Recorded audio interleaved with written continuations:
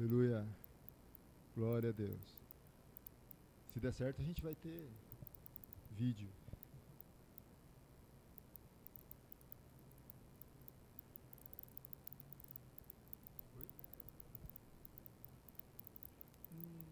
Não, é porque a ideia é pôr no YouTube, né? Pôr no YouTube.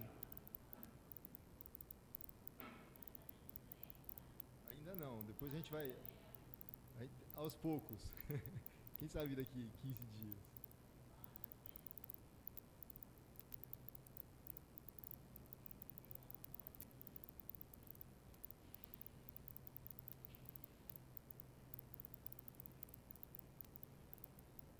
A paz. Vamos começar, né? Realidades da nova criação. A classe está vazia, cadê todo mundo? Tá, o som está saindo aí? Está ouvindo? Tá bom. Nós estamos na página 16. Para quem está vindo aí, a gente está estudando Realidades da nova criação. A ideia é nós entendermos dentro das Escrituras quem nós somos, qual a nossa posição, o que o Senhor espera de nós. Amém? Que é muito mais do que ir ao culto todo domingo, amém? Eu posso o que a Bíblia diz que eu posso, amém? Eu sou o que a Bíblia diz que eu sou. E eu tenho o que a Bíblia diz que eu tenho. Essas são as principais verdades dessa matéria. A realidade da nova criação consiste não em nós estarmos de acordo com aquilo que nós temos o hábito de viver, ou seja, viver no plano da alma. Né? Consiste em você subir um degrau ou dois e andar de acordo com o Espírito de Deus, amém? O seu espírito agora, ele é uma nova criatura, ele foi criado à imagem e semelhança de quem? De Deus. Então o seu espírito nasceu de novo, o seu espírito já está sentado com Cristo nas regiões celestiais, o seu espírito é a imagem e semelhança de Deus na terra, a sua alma ainda não. Né? Há quem diga que a sua alma nunca vai chegar lá. Mas eu leio nas Escrituras que quando Deus criou os céus e a terra, que Ele colocou tudo sobre a terra, que Ele colocou o homem coroando a criação, Ele olhou e disse, o que eu fiz é muito bom, quando Ele fala do homem. Então, eu acredito na bondade da trindade humana, né, da triunidade humana. Eu acredito que o homem pode ser bom. O problema é que o homem, na alma, ele está corrompido, ele está acostumado a viver de acordo com os princípios deste mundo. Então, quando a gente vai para a igreja, a gente quer orar, e é como a internet, né? A gente está aqui, ó, eu achei que em 5 minutos eu resolvia o problema e ia estar funcionando. Funcionou em casa, os vídeos funcionaram em casa, a gente brincou com as crianças, testou tudo, deu certo. Em 2 minutos eu esperava chegar e ver funcionando. Então, no mundo espiritual, nós queremos fazer a mesma coisa. E filhinhos, né, não nos enganeis, né? Para Deus um dia é como 1000 anos, e 1000 anos é como um dia. Então, essa questão cronológica que a gente tem de tempo, não funciona igual funciona para Deus. Né? Não adianta você dar um enter aqui e esperar na hora. Não adianta você chegar agora e falar, Senhor, eu me revisto agora da tua armadura espiritual. Não adianta. Não adianta você dizer, Senhor, eu agora me encho de fé. Isso não adianta. Porque Deus não é Ele quem vai mover as coisas no mundo espiritual. Entenda. É você quem vai chacoalhar as coisas no mundo espiritual. Smith Wigglesworth, uma vez ele foi orar numa cidade, e isso há 200 anos atrás, imaginam que eram outras culturas, né? E ele chegou naquele lugar, ele procurava um lugar de oração como Paulo, e ele encontrou uma igreja. Mas na igreja eles tinham hábitos diferentes do que ele tinha, né? Ele vinha de uma linhagem ali mais pentecostal ali, como deveria ser as Assembleias de Deus no futuro próximo. Mas aí ele chega naquele lugar e ele encontra aqueles irmãos para orar, e ele entra na sala, no culto, e está todo mundo quieto. E ele fica quieto. E por alguns minutos, ele é angustiado porque ele queria orar, ele começa a explodir em oração. E ele orou e ele não entendeu o que estava acontecendo, e as pessoas se comoveram com aquilo e começaram a orar também. E foi um Pentecostes, né? Um mover de Deus naquele lugar. Terminado o culto, vão até ele, meu irmão, o que aconteceu? A gente costuma demorar 40, 50 minutos, 1 hora, esperando o mover de Deus, para que a gente entre num tempo de oração. Você mal sentou a sua poupança na cadeira, 5 minutos você já estava orando, ele falou, irmãos, vocês precisam aprender uma coisa, e recebam essa que é de graça. Se as águas do Espírito estão paradas, eu as chacoalho. E em fé, as águas se movem. Vocês entendem isso? O mundo espiritual não se move sem que nós oremos. Ele fica inerte. Ele está parado. Ah, irmão, você está exagerando. Eu estou exagerando um pouco. Claro, Deus ele é soberano, Deus ele vai fazer as coisas, ele vai se mover. É claro. Mas, se a igreja não acordar para isso, nós vamos ficar sempre esperando que Deus se mova. Quando ele colocou sobre a terra o homem, que é a imagem e semelhança dele aonde? No Espírito. Amém? Então, é a fé que impulsiona essas coisas. É o entendimento de que nós somos filhos de Deus. E por sermos filhos, temos esse direito. Vocês lembram quando eu falei que... eu tentei dar um exemplo aqui, eu não sei se eu falei de mim ou de alguém, mas vamos falar, o meu filho, ele com 1 ano de idade, ele não pode ir na venda e falar assim, olha, meu pai pediu para trazer pão e depois ele passa para pagar. Ele não vai fazer isso porque a pessoa não vai nem acreditar nele. Me dá uma barra de chocolate e eles vão falar, rapaz, pede para o seu pai vir aqui. Mas quando ele tem 5, 6 anos, o pessoal já conhecendo ele, tendo alguma intimidade, sabe que eu vou honrar a palavra dele, não é isso? Porque aí ele já vai, 5, 6 anos ainda, pro pãozinho tudo bem, para a barra de chocolate o cara ainda vai desconfiar, né? Seu pai mandou mesmo, você tem certeza. Mas quando ele atingir ali 15 anos, se ele chegar lá e pedir uma barra de chocolate, aquela pessoa que já me conhece, ela vai acatar, falar, não, pode levar. Vocês entendem isso? Desde que haja, lógico, um relacionamento entre eu e o dono da venda, não é assim? Agora, você, na imagem e semelhança de Deus, quando você se apresenta para o problema conhecendo o seu pai, fala assim, olha, tem um preço pago, rapaz, você não pode mais me cobrar isso. Quando o diabo se apresenta contra você, sendo imagem e semelhança de Deus, você vai olhar para ele e vai falar assim, olha, tem um preço pago por isso, você não tem mais o direito de vir aqui. Entende? A postura que você tem que assumir é a de filho. É aquela de quem vai lá e fala, não, meu pai me mandou fazer isso. Entende a diferença? Eu sou filho de Deus. Aonde? No meu espírito. O meu espírito nasceu de novo. O meu espírito, ele é igual ao Senhor. Tanto é que eu não estou mais aqui. Você não está aí. Nesse momento, você está sentado à direita de Deus Pai. Dá para imaginar isso? Eu falo isso, às vezes a gente fica assim, ai, que bonito, né? Não é metafórico não, gente. O mundo espiritual é mais real do que o físico. Se eu pedir para você se beliscar, você vai falar, olha, eu estou aqui. Mas o mundo espiritual é mais real. Foi ele quem criou esse mundo físico. Não é isso? Então, no mundo espiritual, você já está sentado à direita de Deus. Enquanto a igreja não assumir essa posição, esse entendimento, a gente vai ficar brigando aí com o político, a gente vai ficar brigando aí com o partido dos gays, nós vamos aí nos definhar brigando com a Marta Suplicy, para que não haja mais esse descaso com a família, né? A gente vai ficar aí com brigas. Mas a igreja precisa se posicionar, entender que esse mundo jaz no maligno, lógico, não estou falando assim, vamos nos isentar da política, não é isso. Somos cidadãos, vivemos no estado de democracia, nós temos direito ao nosso voto, não estou discutindo isso. Mas a igreja está além disso. Né? Eu ando com alguns pastores e eu vejo eles falando assim, não, eu sou autoridade eclesiástica. Engole essa sua autoridade, meu irmão. Essa sua autoridade lá dentro da prefeitura ela não vale de nada. Lá dentro da prefeitura você é um cidadão. Agora aqui, quando você se reúne para orar, aí você é autoridade no mundo espiritual. Independente de posição hierárquica ou eclesiástica, não interessa. Eu soube de um caso aqui no Jardim Piratininga, de que uma mulher caiu endemoniada na igreja, não sei se o Levi já ouviu essa história aí, mas aqui em Osasco, uma mulher caiu endemoniada e ela, assim, ela afrontava todos que oravam por ela. O pastor já estava envergonhado, porque ele contou a história, o demônio contou a história do pastor, o demônio afrontou, disse de traição, disse de não sei o que, humilhou a vida do homem. E uma senhorinha lá no fundo da igreja, esperando aquela vergonha passar, ela ficou indignada. Ela se enfezou, né? Se encheu de fé. E ela se levantou e ela foi, olha demônio, você não tem direito de falar aqui. Quando ela falou aquilo, ela entendendo quem ela era e ela na posição de autoridade, o demônio se calou. Falou, eu não quero saber do pecado que tem dentro dessa igreja, o que eu tenho para te dizer, demônio, agora é uma palavra, sai. E resolveu o problema, quando ela se posicionou, entendeu? Tinha pecado, tem que ser tratado? Claro que tem. Eu não gosto que tire o nome do pecado, né? A gente fala assim, é desvio de conduta. Isso aí é bonito nas áreas sociais, que você tem que falar. Não, dentro da igreja pecado se chama pecado.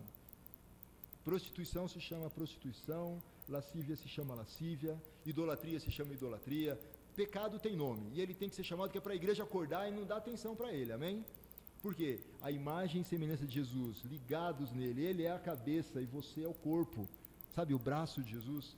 Imagina o braço de Jesus com lepra sentado lá no céu. Já deu para imaginar?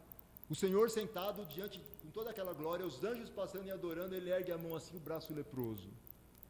É a igreja em pecado. Nós estamos fazendo do Senhor alguém impuro, entende? Amém? Então nós estamos falando aqui sobre realidades da nova criação. Filho de um gato não pode ter um peixe de filho, dá para ter? Quem tem gato em casa aqui? Sua mãe tem? 14. Quando um deles emprenha, espera que nasça um gato, não é isso? Já precisou nascer um cachorro? Não dá, né? Eu tenho 3 filhos e graças a Deus nasceram seres humanos. Eu fiquei feliz, né? Eu não estava esperando nascer um gato dali. Não está certo, né? Mas a igreja não entende essa brincadeira que eu faço. Ela não entende porque quando a gente diz assim, que o Filho de Deus é a imagem e semelhança dele, a igreja, não é bem assim, irmão. Ô pastor, não é desse jeito. Mas será que Deus, quando nos gerou, ele esperava que nós fôssemos diferentes dele? Ele esperava que nós fôssemos como ele. Quando ele colocou Adão sobre a terra, ele disse assim, Adão, governa, domina. Vocês já pensaram sobre isso? Como que o homem vai exercer domínio sobre a terra se a terra é de Deus? Naquele momento Deus dá ao homem autoridade. E ele diz assim, olha, agora você me representa. Você fala, sou eu falando. Você faz, sou eu fazendo. Adão pecou. Foi Deus pecando. Dá para entender isso? O representante de Deus pecou, foi pecado. É que a gente às vezes não tem uma noção de diplomacia, né? Se o embaixador do Brasil nos Estados Unidos ofende a presidência, é o Brasil ofendendo a presidência de lá. Vocês entendem isso?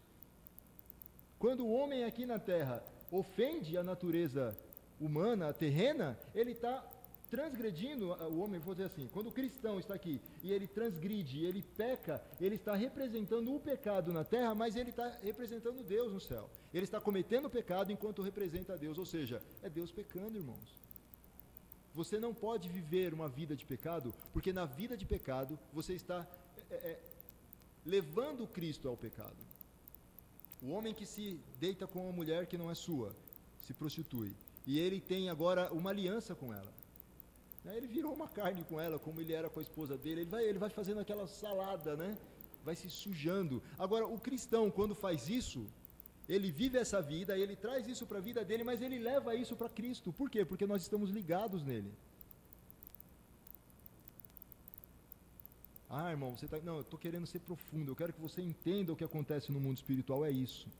Agora, eu garanto para vocês, é aí que entra aquela questão, né? Jesus não vai ficar com esse câncer, irmãos. É aí que você pode ser cortado dele, entendeu?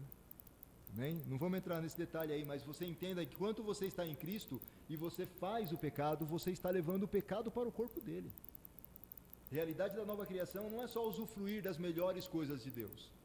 É usufruir das melhores coisas de Deus, mas é entender que nós temos uma responsabilidade com ele. Amém? E nós estamos em que parte da matéria? Quem está chegando agora vai viajar um pouquinho, mas a gente está lá na página 14, substituição e identificação. Eu lembro que eu tentei ler esses versículos aqui algumas vezes. O pessoal acha que não veio hoje porque é feriado, né? Não, Levi? O pessoal deve ter pensado que ia emendar. Então vamos lá. Substituição. Lição 6. Todo mundo achou aí? Substituição é agir ou ser usado em lugar de outro. Tomar o lugar de outro. Tá? Então, substituição é quando toma o lugar de alguém. Você recentemente assumiu o lugar de conselheiro. O conselheiro que estava antes saiu e ele assume aquela posição. Ele é o conselheiro. Amém? Ele assumiu o lugar de no caso de um cargo, né? De um cargo. Mas vamos falar aqui de outro. Substituição é tomar o lugar dele. Então, Jesus subiu aos céus. E quem ele deixou no lugar dele da terra? A igreja. Nós somos representantes legais dele. E lá no céu, ele é o nosso representante legal. Nosso advogado, né? Tem uma procuração no nosso nome lá. Lembra quando eu falei da aliança que ele quebrou com a gente? Deus pega o melhor do que tem na terra e leva para o céu, é Jesus. E ele olha e fala assim, eu tenho que dar algo à altura. Ele tira o seu próprio espírito e deposita sobre quem? A igreja. Então, a igreja tem o melhor que estava no céu. E o céu tem o melhor que estava na terra. Amém? O melhor homem. O melhor, aquele que não viu o pecado. Ele está no céu. Então, nesse momento, é nisso que a gente precisa entender essa questão de substituição. Aqui na terra, somos Jesus andando sobre a terra. Jesus. A ninguém nos conheçamos segundo a carne. Nós lemos esse texto, acho que na penúltima vez que a gente se encontrou aqui. Então, vou continuar a leitura aqui. A identificação é considerar, agir com igualdade. Aqui é na identificação. Eu considero e ajo. As minhas atitudes são iguais às de Jesus. Ter forte laço, o qual faz você pensar, sentir, ser e agir como aquele com o qual se identifica. Estar absolutamente identificado. Essa é a ideia de você estar identificado com ele. Eu me identifico com ele. Ele se identificou comigo, porque houve aí uma troca de lugares. Substituição na palavra. Vamos ler 2 Coríntios 5, 21.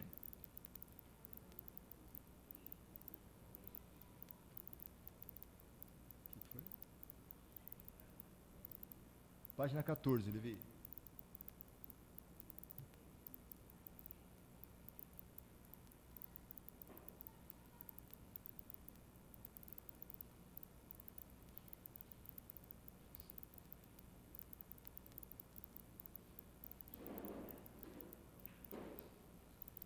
Segunda Coríntios 5, 21.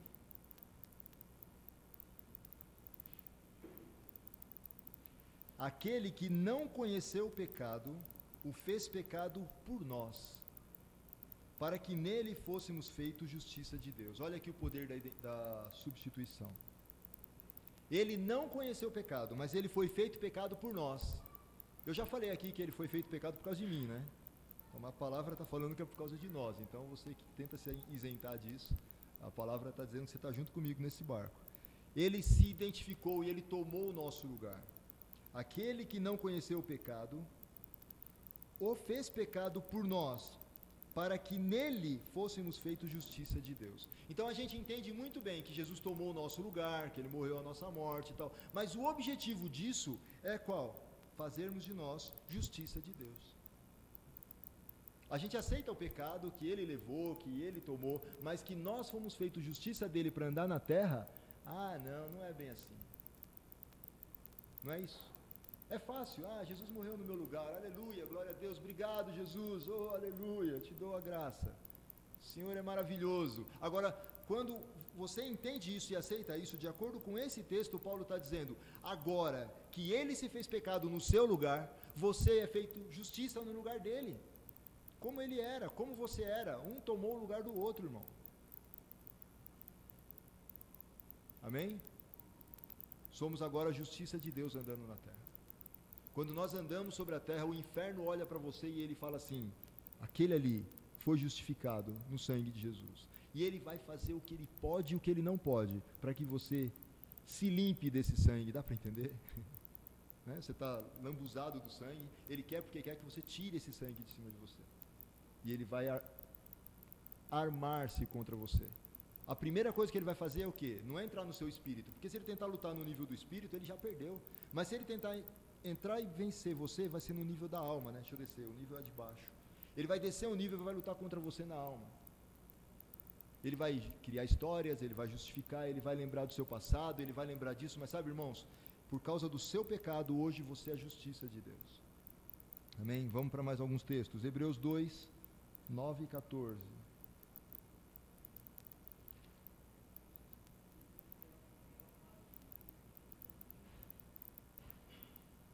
Hebreus 2, 9 e 14.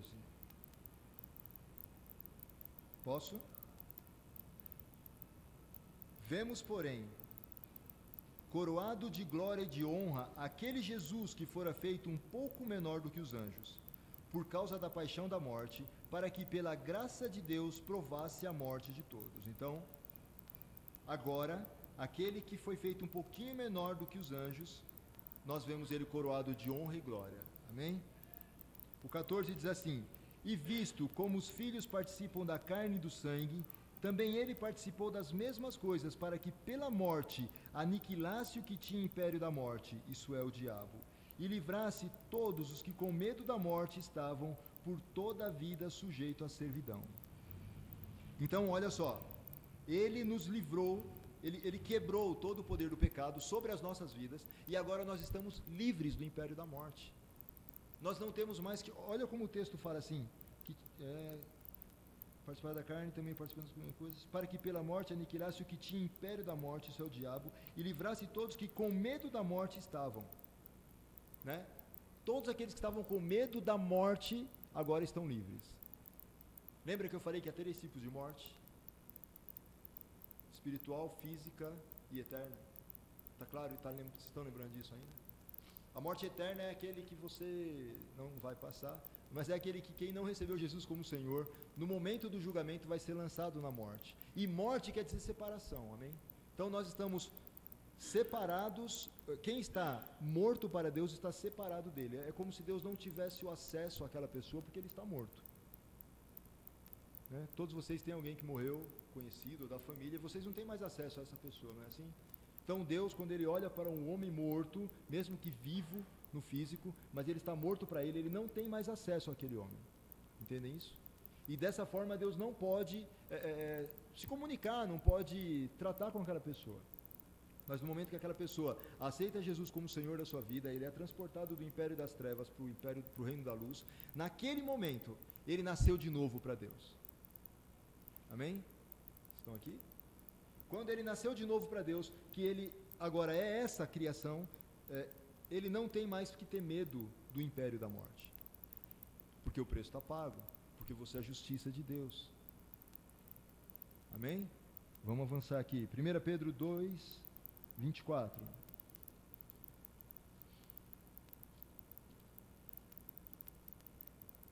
Parou de achar, irmão? 1 Pedro 2, 24.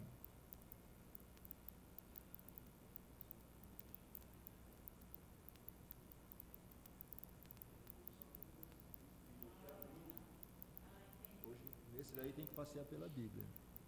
1 Pedro 2, 24. Eu vou ler. Assim que eu achar.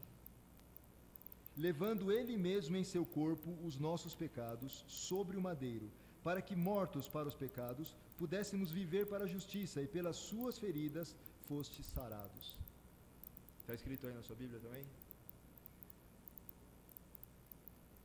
Ele mesmo levou no seu corpo o meu pecado pendurado na cruz, para que, morto ele pelos meus pecados, eu pudesse viver para a justiça dele. Amém? Está confirmando aí os textos? Vamos lá para 1 Pedro 3,18, aí do lado.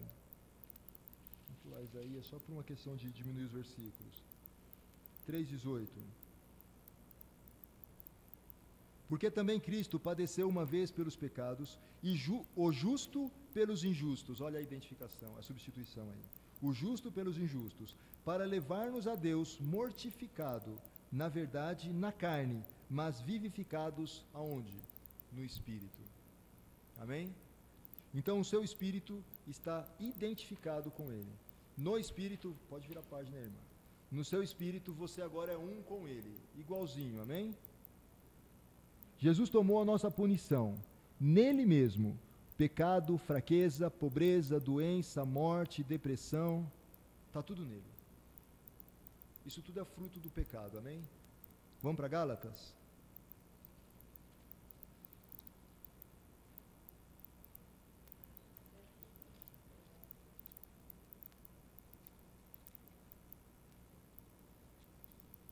Interessante, mas eu fico aqui, eu fico pensando na próxima semana o pessoal que perdeu.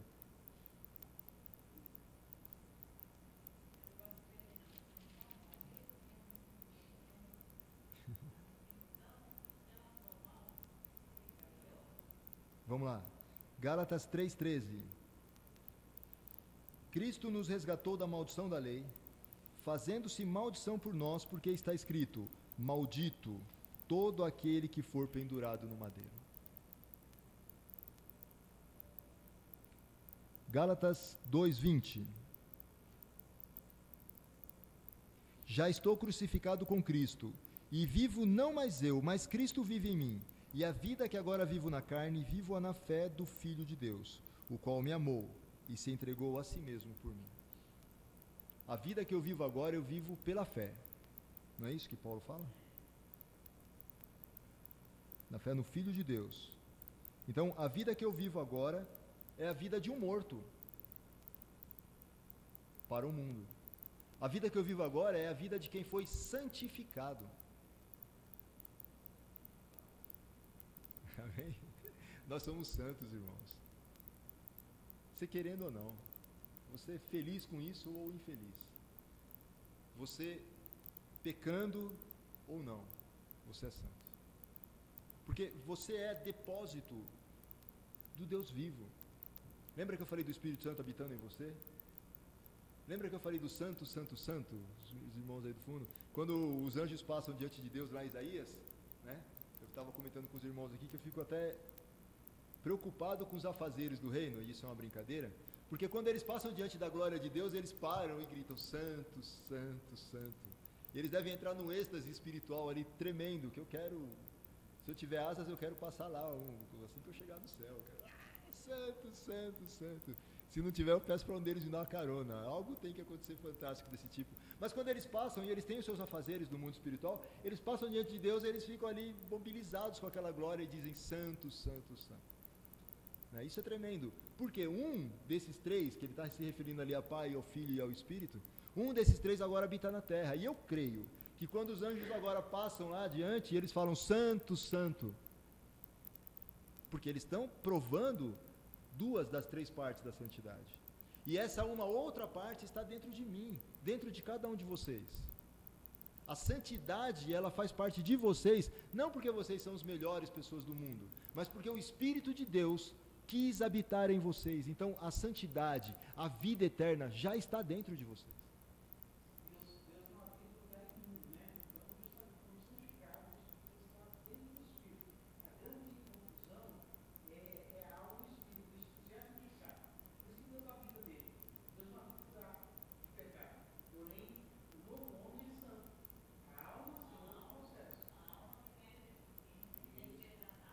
Exatamente.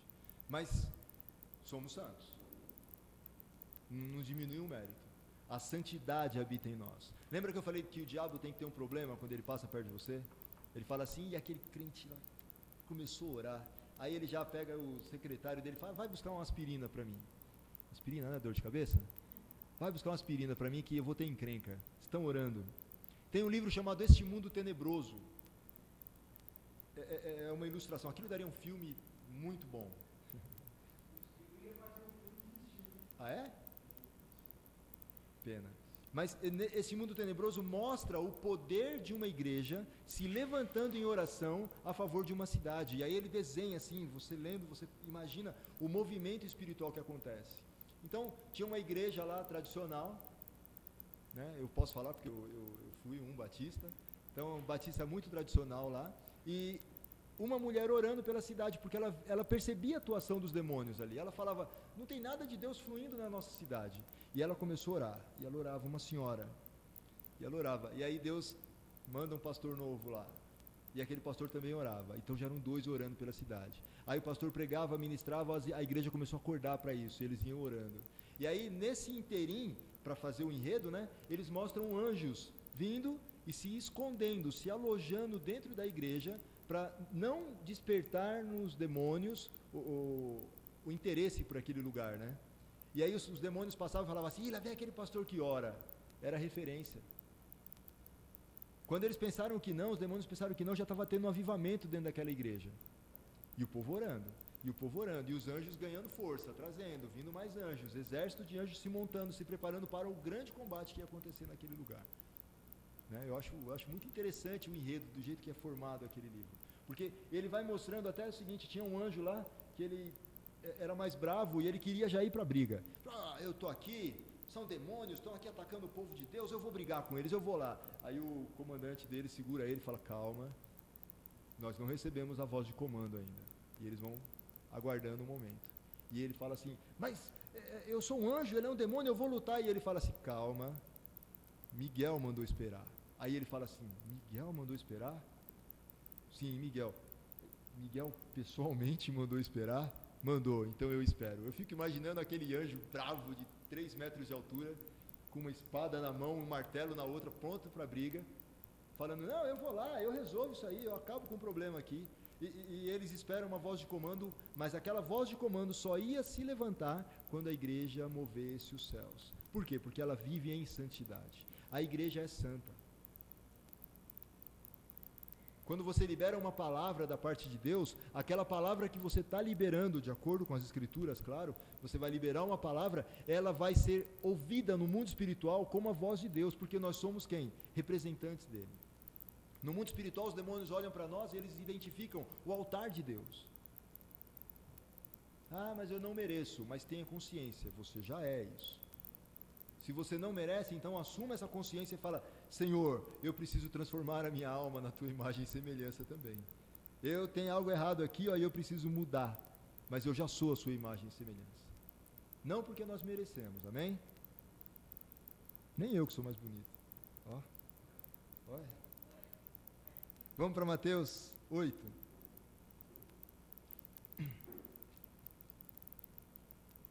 Eu que sou mais bonito, forcei tudo que eu podia agora, né?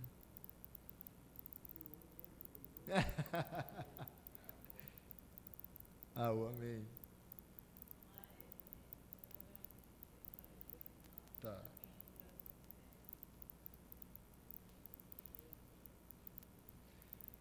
Para que se cumprisse o que foi dito pelo profeta Isaías, que diz, ele tomou sobre si as nossas enfermidades, 8:17, desculpa.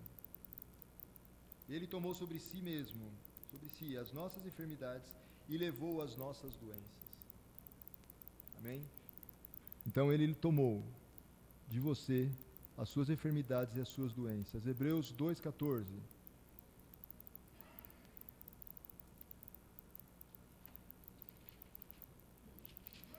Hebreus 2:14. Aguardo, estamos todo mundo procurando aí. Eu já li, não li?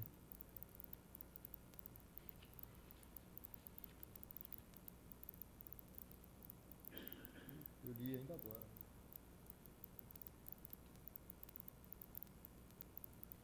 Eu já li esse texto, eu vou ler de novo só para você lembrar. E visto como os filhos participaram da carne e do sangue, também ele participou da mesma coisas, para que pela morte aniquilasse o que tinha império da morte do diabo. O versículo serve nos 2 lugares aqui. Amém? Então, isso mostra pra gente que ele substituiu o nosso lugar. Ponto? E a gente vai falar agora, vai ler um pouco sobre a identificação. A gente já tem falado sobre isso, eu estou querendo que a gente leia os versículos para dar respaldo no que a gente está falando. A nossa união agora, numa questão de identificação, é com o Cristo crucificado, morto, sepultado, ressuscitado e glorificado. Aquele que subiu às alturas, nós somos um com ele. Eu já falei que eu venho de origem católica e, como um bom católico, a imagem que eu tinha do Cristo era aquele pendurado no madeiro, né? Então é muito fácil para o Brasil, que é um país católico, né? Criado aí com origens católicas, a gente sempre olhar para o nível de sofrimento que Jesus passou. E olhando para aquele sofrimento, a gente querer se identificar com aquilo. Mas a gente esquece que depois do sofrimento, ele foi glorificado. E ele foi levado aos céus, né? Ele foi, como é que tá? Ele subiu aos céus. Ele foi arrebatado agora à destra de Deus. A gente às vezes tem certa dificuldade, por quê? Porque a gente anda no nível da carne, e na carne a gente consegue se identificar com alguém que você vê ali pendurado numa cruz, mas você não consegue imaginar que no mundo espiritual agora tem um homem com carne e osso, sentado nesse lugar. Então, se você quer se identificar com Jesus, por favor, ele foi um homem crucificado, morto, sepultado, ressuscitado, glorificado e que está agora sentado à destra de Deus. Então, entenda que a sua identificação é com esse Cristo. Amém? Ou você não acredita que ele está à destra de Deus? 1 João 4,17. Carta de João, não é o Evangelho. Tá oscilando aí.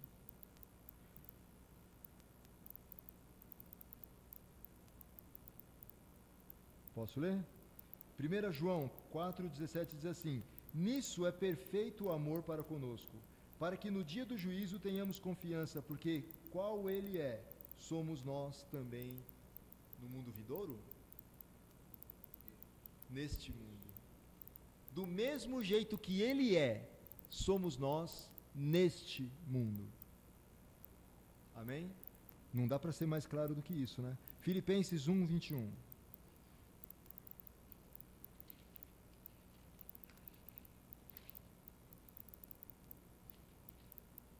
Tem aí, irmã. Pode procurar um pouquinho que está aí.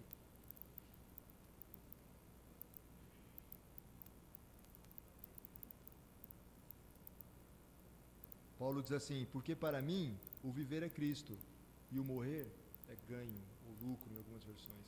Mas o viver para mim é Cristo. Olha, a minha vida é Cristo. Enquanto eu vivo é Cristo, eu sou Cristo. Cristo é meu, eu sou dele. Entende isso? A Sônia Hernandes tem um hino que ela faz uma abertura, ela fala assim, que eu quero que os meus pensamentos sejam como os teus pensamentos e que os teus pensamentos sejam os meus pensamentos. Aí ela fala assim, eu quero que isso se confunda de tal forma que eu não sei mais se sou eu que estou pensando ou se é o Senhor que está pensando em mim, entende? É isso, irmãos.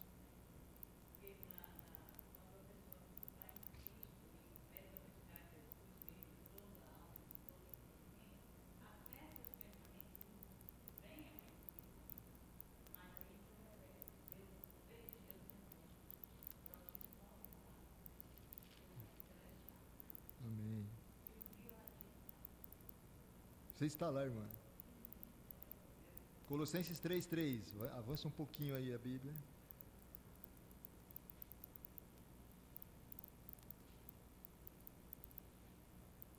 Eu falo isso para os meus filhos, eles ainda têm dificuldade de entender, né? Olha lá. Posso ler? Porque já estáis mortos. 3:3. Porque já estáis mortos. Eu falo isso, o meu filho fala, já estou morto, pai. Em Cristo você está morto. Porque já estáis mortos, e a vossa vida está escondida com Cristo em Deus. Eu acho tremendo isso. A minha vida está escondida com Cristo em Deus, né? Já pensou tirar você dali? O diabo não tem acesso mais. Se a gente tiver consciência disso, a sua vida está escondida porque você já está morto. Para o mundo você está enterrado. Ele não tem mais acesso a você. Lembra que eu falei, né, de Deus?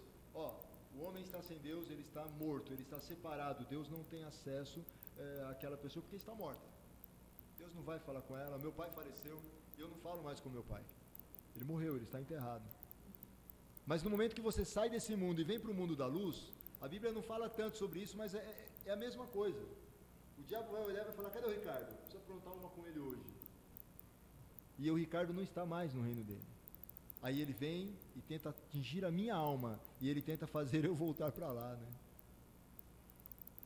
Amém?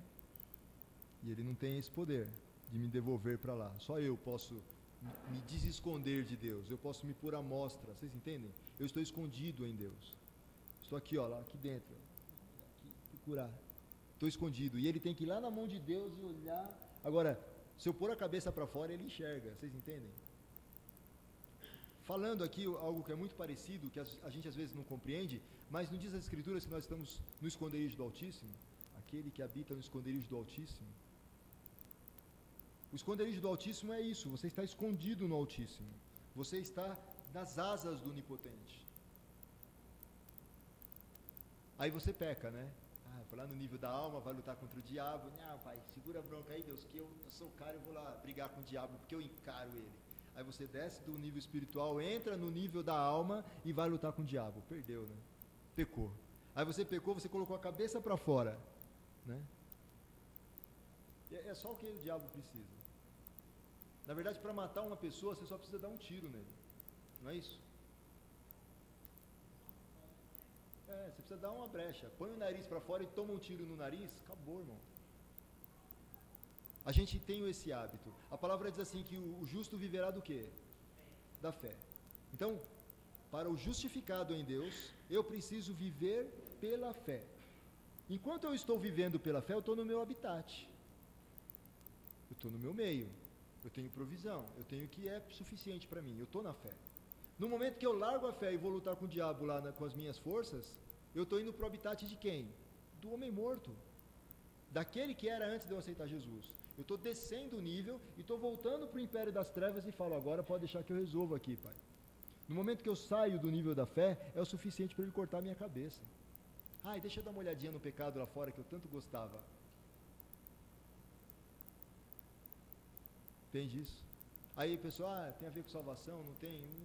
Não é o caso de se preocupar com isso, mas é o seguinte, se você puder ser estragado, se o seu ministério puder sofrer um estrago a ponto de que você não resolva as coisas do reino, o diabo já ganhou, irmão. Não é verdade? Imagina aqui, tem um casal, ambos um evangelista e um profeta. Nos planos de Deus, esses dois deveriam fazer coisas totalmente diferentes, ou sei lá, o diabo olha e fala assim, vou unir esses dois aqui, vai dar tudo certinho, porque aí eu vou estragar o ministério de um dos dois, ou dos dois. De algum jeito ele tem lá a sua trama e ele consegue. Eu saí do nível da fé, saí do ambiente onde eu devia estar com Deus, e eu agora deposito no meu desejo, ou no que quer que seja, não vou nem falar de dois ministérios, vamos falar assim, uma pessoa de Deus e uma pessoa do mundo. Vou me casar com uma pessoa do mundo, vamos pensar assim? Vocês já pensaram nisso? Eu sou cristão e vou me casar com ímpio. São julgos desiguais. Eu estou vivo para Deus e ele está morto para Deus. São pesos desiguais. Aí essa pessoa quer andar no reino e esse que tinha um ministério não vai conseguir desempenhar o ministério dele como deveria. Amém? Não vai conseguir, porque ele vai ter que carregar nas costas esse. Sem contar, irmãos, quem aqui tem sogra? Então não fala mal não, deixa que eu falo que a minha não está aqui. Né? Sogro e sogra é difícil. Não é difícil? Meu filhinho, você não deu comida para ele, você não fez isso, você não... Sabe aquelas coisinhas? Aí o outro fica nervoso, fica pegando no meu pé, às vezes... 3 noras, imagina só. Senhora pegando no pé das noras porque os meninos não estão comendo. Olha lá. Então, agora imagina, irmãos, que isso gera algum transtorno aqui no físico, não gera? Agora imagina você se casando com uma filha do diabo, porque quem está no mundo é filho do diabo. Olha o sogro que você está trazendo para dentro da sua casa. É problema. Entendeu? Então ele vai te dar todas as bênçãos que ele tem. Ele vai te abençoar. Ele vai trazer morte, sofrimento, tristeza, desilusão. Ele vai prover isso para você. Mas você entende que ele faz de tudo para anular o seu ministério? E se ele conseguir, por exemplo, com um casamento fora do padrão bíblico, ele vai conseguir quebrar aqui um novo Benny Hinn, ele pode estar quebrando aqui um T.L. Osborne, ele pode estar matando um ministério que pode tocar um bairro, pode tocar uma cidade, pode tocar uma nação. Por quê? Porque andou fora da fé. O jugo tem que ser igual, irmãos. Não dá para dois andarem juntos se estão separados. Você tem que estar de acordo com a palavra. Eu não entendia isso. Quando eu me converti, eu achei que era exagero isso. Eu lembro que eu até dei um conselho uma vez, mas porque me perguntaram. Eu falei, não, irmão, eu acho que é besteira. A pessoa pode até se converter. E hoje, essa pessoa que era um profeta, ela não saiu do caminho do Senhor, mas o ministério dela está morto. Você não vê fluir nada. Ela vende camisetas, uns negócios lá, gospel, evangélico. Ela acha que com isso ela está fazendo o papel dela. Mas eu via o potencial daquela menina. Entendem isso? Aí eu achei que eu fui errado naquilo e vi que é sério isso. Amém? Então não tragam para vocês sofrimento com sogro alheio. Deixa o império da... mas eu me converti depois de ter casado. Então, irmãos, é outra situação. Né? Mas aconselhem os seus filhos. Né? Eu oro. Quando eu quis a Aline, quando eu sonhei com a Aline, que é a mais velha, eu a gerei por 3 anos. Né? Então eu tinha um vestidinho, eu sonhei com ela. Vocês sabem que eu não sou de sonhos, né? Eu comprei um vestidinho e eu andava. Qualquer dia eu trago um vestidinho aqui com ela. E eu andava com aquilo e eu já orava por ela. Eu já abençoava. Eu falava: Deus, eu abençoo a vida da minha filha. Ela vai ser uma bênção nessa terra. Eu abençoo a vida da pessoa que o Senhor tem preparado para ela. Eu abençoo a vida desse jovem que vai crescer. Não me importa onde eles estão, eles vão se encontrar, eu dizia. Eu não me preocupo, Senhor, porque a sua bênção vai guardá-los. Então, entende o sogro que eu estou sendo já para essa pessoa antes de eu conhecer? Já estou abençoando a vida dele. Agora imagina o diabo olhando aqui falando: eu vou desgraçar a sua vida. Entende? É sério. Mas vamos voltar aqui para a identificação. Nos textos seguintes, há uma ilustração viva da obra completa da substituição. Da substituição de Cristo, na qual temos a identificação.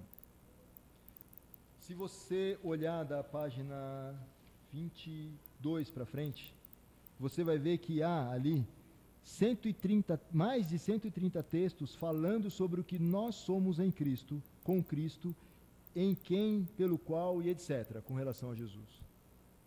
Né? Deixa eu ver se as citações são só os versículos. Né? Abre aí na página 22. Quem está com a apostila aí? Vou ler aqui o livro de Romanos, só a citação que está aqui, tá? Para ficar breve. Depois vocês podem conferir texto a texto. Ó, mediante a redenção que há em Cristo Jesus. Então eu tenho redenção, porque está em Cristo Jesus. Fomos batizados em Cristo, ou seja, eu fui agora imergido, eu faço parte de Cristo. Considerai-vos vivos para Deus em Cristo Jesus. O dom gratuito de Deus é a vida eterna em Cristo Jesus. Olha, em Cristo eu tenho esse dom gratuito. Nenhuma condenação há para os que estão em Cristo Jesus. Então você tem mais de 130 textos bíblicos no Novo Testamento te levando a quem você é ou o que você tem em Cristo Jesus. Amém? Romanos 6:6.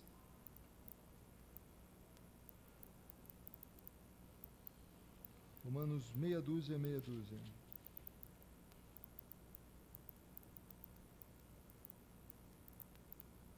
Posso? Sabendo isso, que o nosso velho homem foi com ele crucificado, para que o corpo do pecado seja desfeito, a fim de que não sirvamos mais ao pecado. Amém? Então, com ele, nós não servimos mais o pecado. Estamos santos, santificados. Vamos ler o 8. Ora, se já morremos com Cristo, cremos que com ele viveremos. Que também com ele viveremos. Amém? Já morremos, então agora eu vou viver com ele. Não é lógico? Já morri com Cristo, agora eu vou ficar morto até que... Não. Para Deus, eu já estou vivo. Então, com Cristo eu também vivo. Amém? Se você peca, você tem um advogado. Mas não é desculpa para pecar. Você tem o sangue.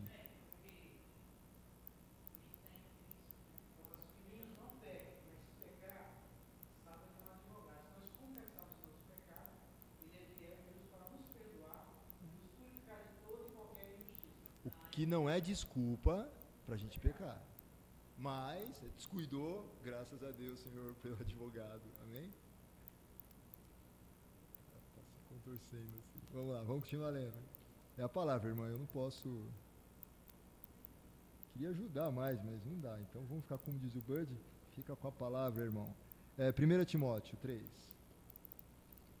Você vê que hoje a gente está só lendo, né? 1 Timóteo 3,16.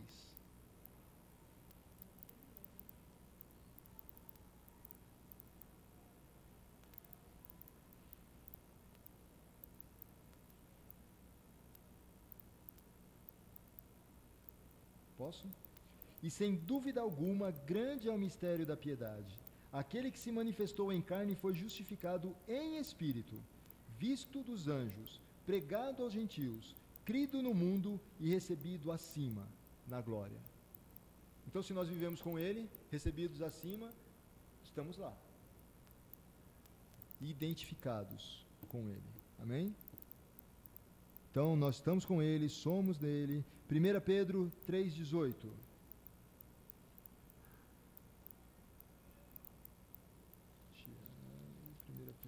3:18.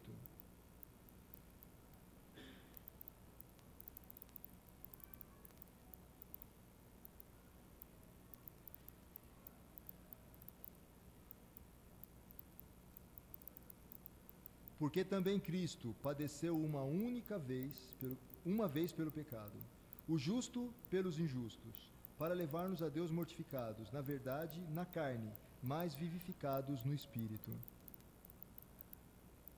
Amém? Então, pode, deixa só eu terminar, faltam uns 3 versículos aqui, aí a gente vai. Colossenses 2:15.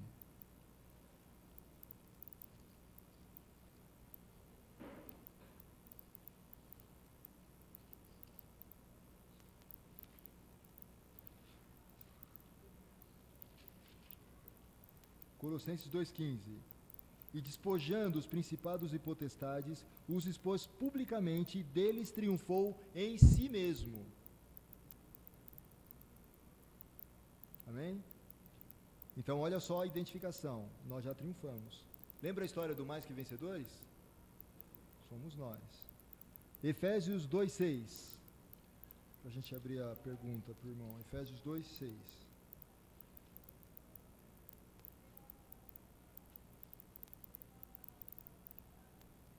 Jesus foi visto dos anjos, foi visto dos demônios, foi levado a Deus, ele despojou os principados e potestades e os expôs publicamente ao escárnio. Efésios 2:6 diz assim: e nos ressuscitou juntamente com ele e nos fez assentar nos lugares celestiais em Cristo Jesus. Você vê que tudo aquilo que ele passou, ele nos levou de carona pela identificação, e nós estamos hoje assentados com ele, o texto é claro. Amém? E para encerrar essa parte, 1 Coríntios 12, versículo 18.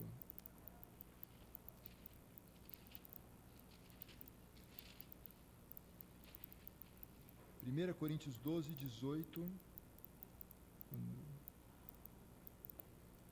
É 18 e 27.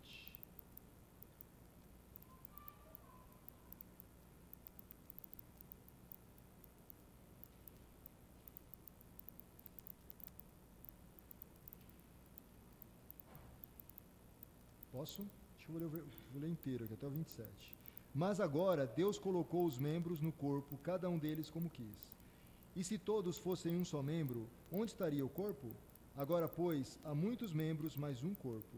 E o olho não pode dizer à mão, não tenho necessidade de ti, nem ainda a cabeça aos pés, não tenho necessidade de vós. Antes, os membros do corpo que parecem ser os mais fracos são necessários, e os que reputamos serem menos honrosos no corpo, a esses honramos muito mais. E aos que em nós são menos decorosos, damos muito mais honra. Porque os que em nós são mais honestos, não têm necessidade disso, mas Deus assim formou o corpo, dando muito mais honra ao que tinha falta dela, para que não haja divisão no corpo, mas antes tenham os membros igual cuidado uns dos outros. De maneira que, se um membro padece, todos os membros padecem com ele. E se um membro é honrado, todos os membros se regozijam com ele. Ora, vós sois o corpo de Cristo, e seus membros em particular. Né? Interessante que nós somos mesmo. Lembra que eu falei que se você peca agora e você é o braço de Cristo, você está levando câncer para o corpo de Cristo? Ele fala aqui, ó, se um tem mais honra, ele é honrado, o que não tem a honra. Todos merecem o mesmo cuidado. Você é o que a palavra diz que é, irmãos.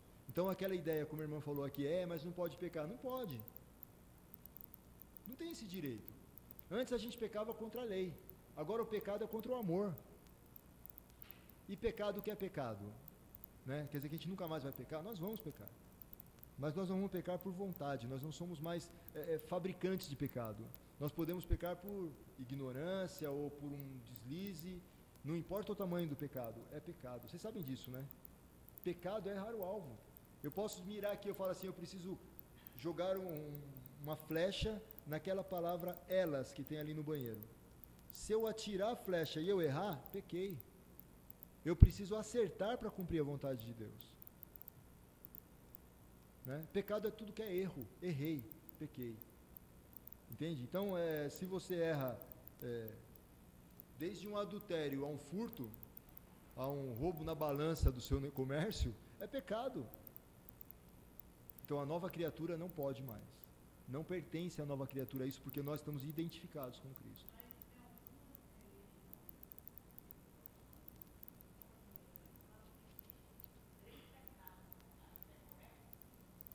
Quais são?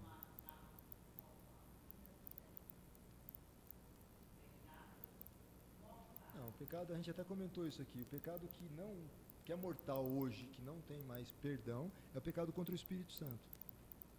Né? Você pecar contra o Espírito Santo é aquele pecado que te destitui da glória de Deus. É que a lei, não é que na lei, na antiga aliança, quem cometesse esses pecados, acho que eram só esses três, né? Eram punidos, o roubo eu não sei, mas o adultério, o homicídio, né, o assassinato, era punido com morte. Aí ele era mortal, entendeu?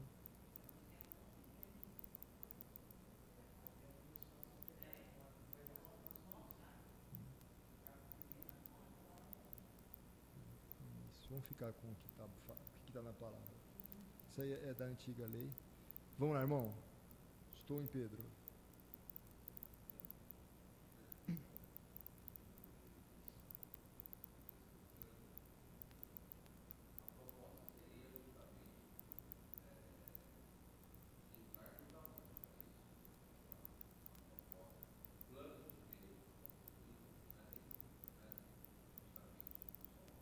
Da morte espiritual, né?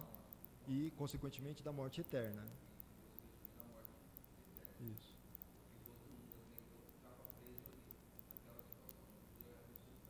Isso.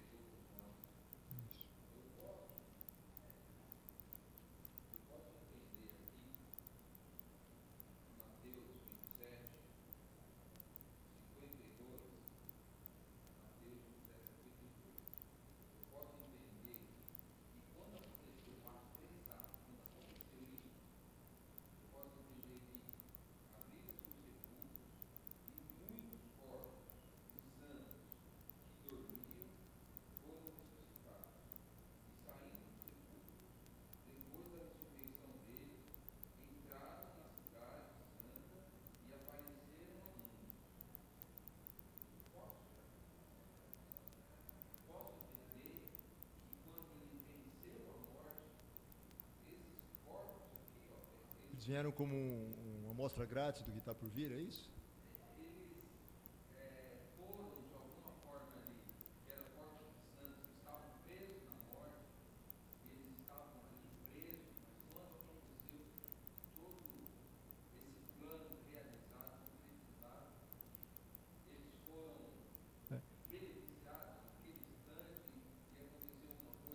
É como o resultado do combate imediato, é isso?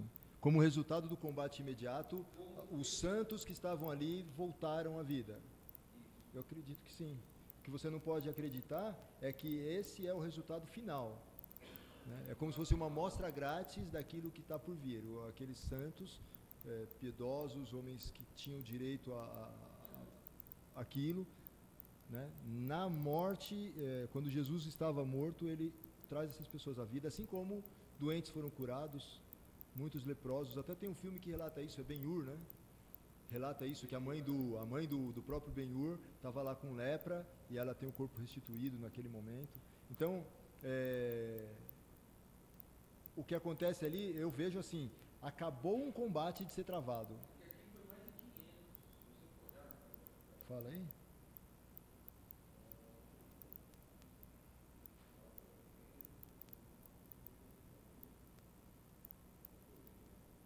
Talvez não roda pé, né?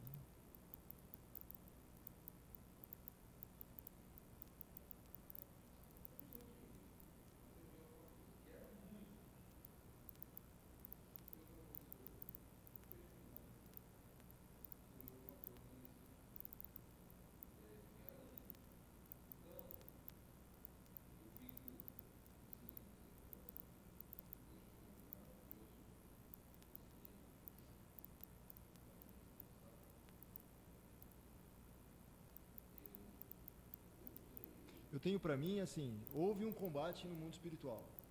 E essas pessoas santas, no final do combate, é como um prêmio de, olha só, vamos testemunhar o poder. Mas eles não vieram com um novo corpo, isso a gente precisa entender bem. O corpo que eles trouxeram é o mesmo corpo que eles tinham aqui, o poder de milagre, né? Restaurou o corpo deles, devolveu a vida, mas até porque Cristo ainda não tinha assumido o seu corpo espiritual, né? Então ele tinha que ser o primogênito em tudo. Então essas pessoas, elas voltaram, eu imagino, como um resultado do combate imediato. Acabou de ser travado dentro do inferno essa batalha, né? Jesus vence, e aí ele pega aqueles que estão meio que, vamos dizer assim, na fila de entrada do local dos mortos, ele fala, volta todo mundo aí, vamos fazer uma festa, vamos mostrar para o mundo que eu venci. Entende? Eu vejo algo assim, é assim que eu leio esse texto. Vamos servir de testemunho, assim como os doentes foram curados, né? Para mostrar, mas não que já é aquele corpo glorificado, que a gente nem está tratando aqui, né? A gente nem está tratando sobre isso, mas se a gente olhar dessa forma, eu vejo como um prêmio, né? Jesus está, olha só, eu venci, estou em festa, entende? Aí a minha resposta seria para você sim, eu vejo assim, é um prêmio, amém? Eu não queria avançar muito hoje, até porque a gente já está bem no finalzinho mesmo. Mas vamos ler aqui. Na lição 7 a gente fala assim de realidades nele. A nossa identificação é em Jesus. Tá, eu vou dar sequência aqui. A nossa identificação é em Jesus. A gente não pode nunca imaginar que sem Jesus eu posso fazer tudo isso. Que sem Jesus eu continuo sendo a mesma coisa. Senhor, vou colocar o Senhor aqui do lado um minutinho, vou descer, como a gente costuma falar, né? Senhor, o Thomas falava isso, me dá 5 minutos, que eu resolvo, sabe? Eu resolvo o meu problema aqui. A gente não pode nunca imaginar que eu me ausentando dele, eu tenho esse nível de autoridade. Sabe, o novo nascimento, tudo, se eu me ausentar dele, eu perco. Na verdade, eu sou como uma videira, a gente vai falar nisso na próxima matéria, como Jesus é a videira, eu sou o galho que foi enxertado ali. Eu recebo vida diretamente dele. No momento que eu desço dali, não tem vida sendo produzida em mim mais. É aquela história assim, né? Todo mundo deve ter um vaso em casa, alguma coisa, mesmo que não coloque a flor, mas a gente tem alguma coisinha ali que serve para guardar isso, né? Eu lembro quando eu era criança, eu quis levar uma flor para minha professora, e a minha mãe pegou uma mamadeira. Eu fiquei constrangido com aquilo, levei a mamadeira com uma rosa dentro. Mas aquela rosa que eu tirei, estava linda a rosa, valeu a rosa, que eu tirei da roseira da minha tia, ela morreu, não foi quando ela secou, ela morreu no momento que eu cortei ela do galho.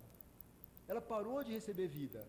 Aí eu coloquei terra, tudo, porque a gente, né? Mas ela estava morta. Né? Então, quando eu me separo do tronco, é o momento que eu produzo morte em minha vida. Né? Então, eu não posso pensar que eu, fora de Jesus, consigo alguma coisa. Né? Nada podeis fazer. Né? Então, às vezes, que nem eu estou dando aula agora de quinta lá em Pirituba, e aí tá bem no primeiro dia, né? Então a gente acaba falando, não, e vocês? Daí um levantou, mas é em Cristo, né? Eu falei, claro, irmão, a aula é a realidade da nova criação, então sempre que eu falar aqui, por favor, entendam que é em Cristo, né? Porque às vezes você fica cansativo, né? Vocês podem fazer todas as coisas em Cristo. Nesse momento eu gosto de dar essa ênfase, mas tem momentos que não, olha, você que luta contra o diabo, porque eu preciso trazer para você a responsabilidade, né? Você luta usando a autoridade de quem? De Cristo. Você se opõe a um problema usando a autoridade de quem? De Cristo. Você usa o nome de Jesus nisso. Fala, irmã.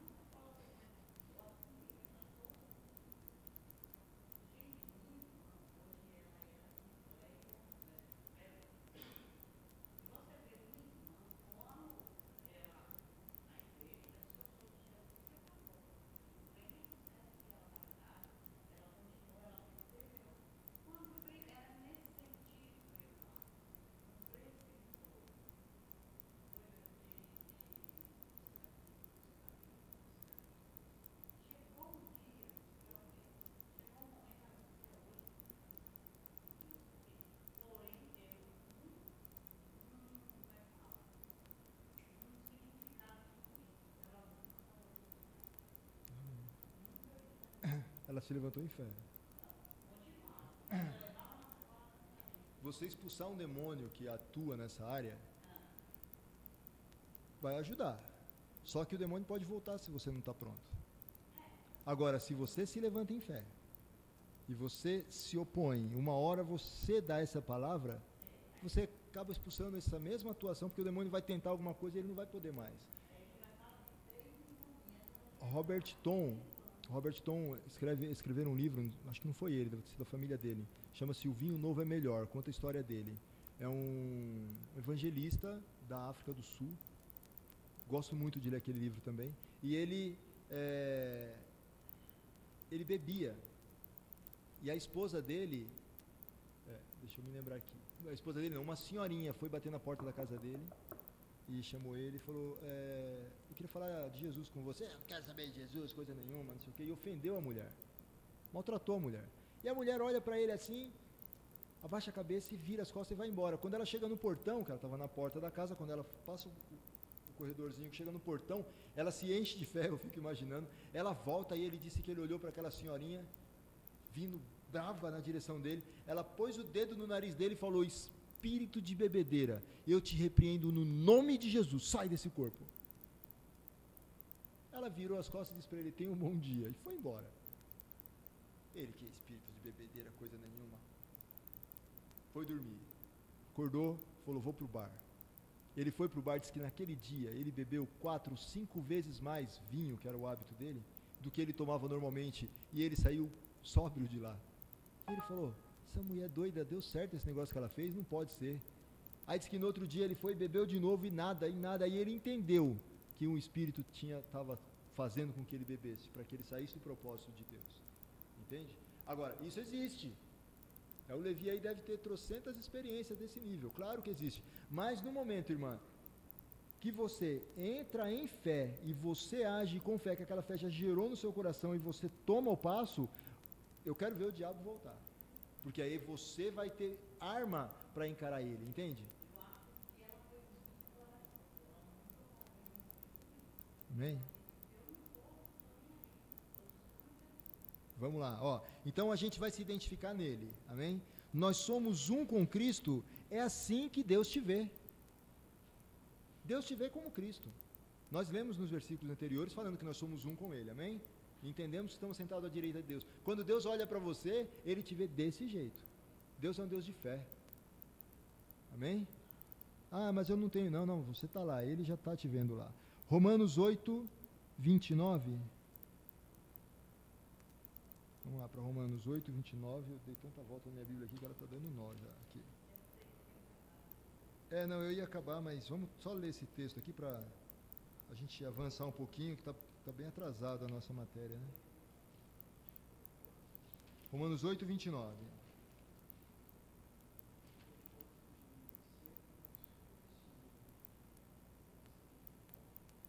A imagem do seu... Deixa eu ler aqui para gravar. Porque os que dantes conheceu, também os predestinou, para serem conformes, ou com a forma, né? Serem conformes à imagem do seu Filho, a fim de que ele seja o primogênito entre muitos irmãos. Da forma que ele é, nós somos. Colossenses 1,18. Hoje a gente virou essa Bíblia, hein? Colossenses 1,18. E ele é o cabeça do corpo da igreja, é o princípio e o primogênito dentre os mortos, para que em tudo tenha a preeminência. Amém? Temos a mesma posição que ele,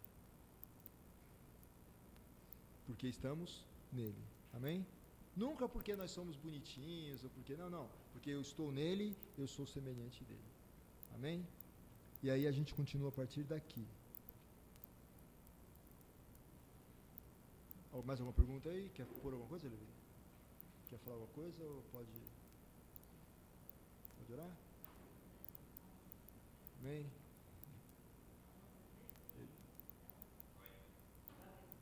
Obrigado, Pai, pela Tua palavra, pelos nossos corações dispostos, Senhor, a receber e a ministrar a respeito de Ti.